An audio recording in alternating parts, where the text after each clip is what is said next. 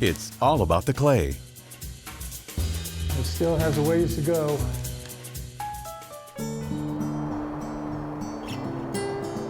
I made my first piece when I was 14 years old. And so that was 50 years ago.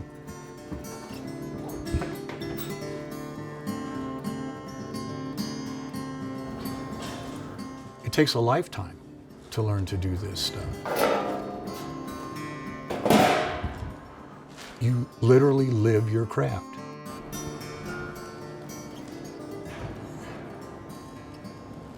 Poof. Everything that we have comes from the Mother Earth.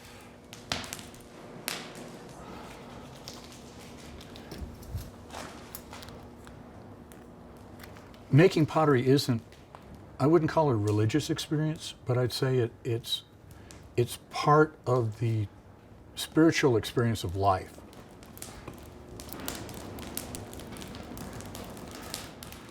Working with the clay, you learn to be a part of the clay. I lived with my grandparents, and one morning my grandmother said, "You're going to learn how to make pottery." My great-grandmother was Serafina Tafoya. My grandmother is Margaret Tafoya. My grandfather, Arcadio Tafoya. My mother, Mela Youngblood. I think Grandma's fame and notoriety is because she did something different. She was able to make huge pieces. You're talking about a lady who was about 4'10". And we used to joke that Grandma would build her pots from the inside because she was small enough to fit in. And she would make, 25, 30-inch tall pieces and 24 to 27 inches across.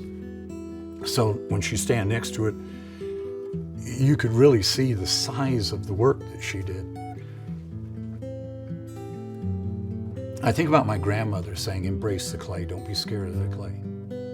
If it doesn't come out, it doesn't come out. But you won't know unless you try." And from that I learned the only time we truly fail is when we quit. And so I constantly when I'm working, I hear my mom telling me things, I hear my grandmother tell things. What they taught me gave me life. So when I'm working with the clay, I'm trying to honor them. I'm trying to be worthy of what they taught me. I was taught to respect it, live it, give it 100%, or leave it alone. It still has a ways to go. It's helping to get the oxygen out, and it's helping to begin to turn it black. I would make pots, and then I would burnish them. And she'd look at it and she'd say, "That's not very good. Take it off and do it again." Sometimes I'd burnish a piece 10 to 12 times before she'd say, "Okay, that's good enough to fire." I'd go outside and fire it and it would blow up because I didn't make it right.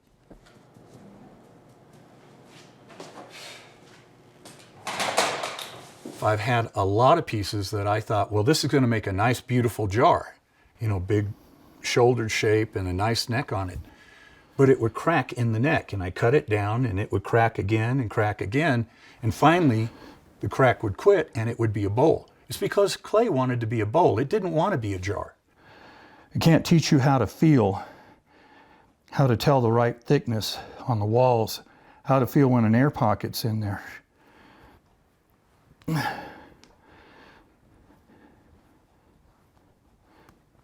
You only learn by doing.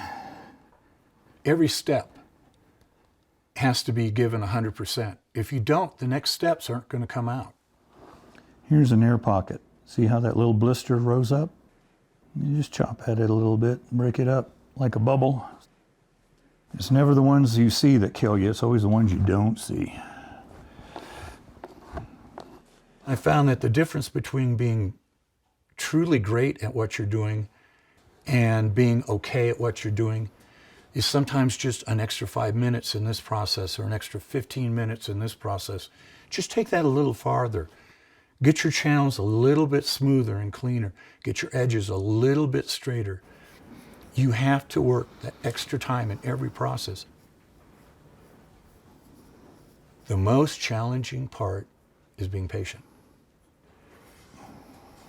I've had pieces where I've had ideas on my own that I want to make this and I want to put this design on. And I'll make them 4 or 5 times and it will not work. Now, I might take the same shape piece and the same size and put a different design on, it comes out. One of the most important things my grandfather taught me was to listen to the pot and it will tell you what design it wants. So I draw my designs on with a pencil and then I'll go all the way around and I'll look at it and I can tell whether or not this is the design that the pot wants to have on it or it's not working. And then I'll sand it all off and I'll start over with a different design. Most of the designs I use are, of course, offshoots of the things I learned from my grandfather. Why a snake design or why a water serpent design?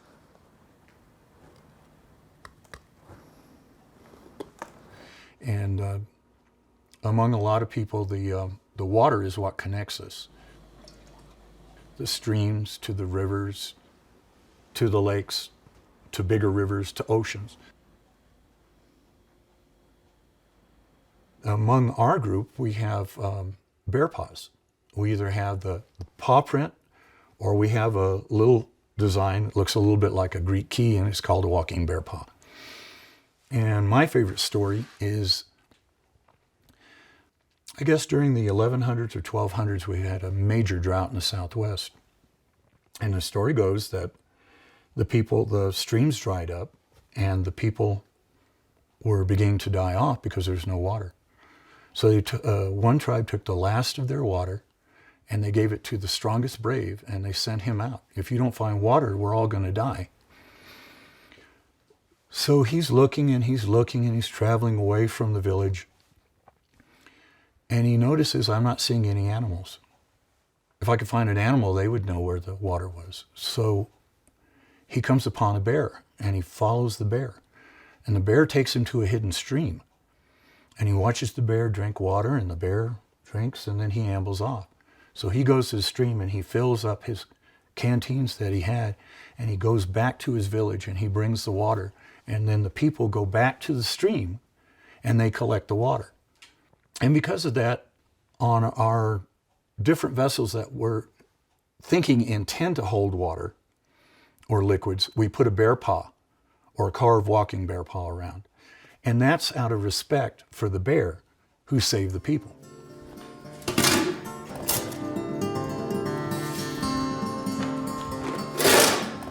When I get a particularly spectacular piece out,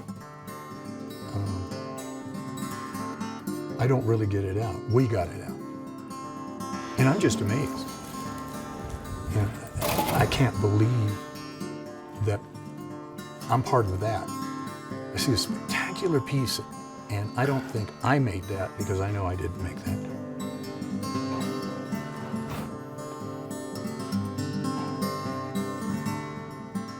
I think that I'm so lucky to be part of that process. So I guess the bottom line is short, I'm happy.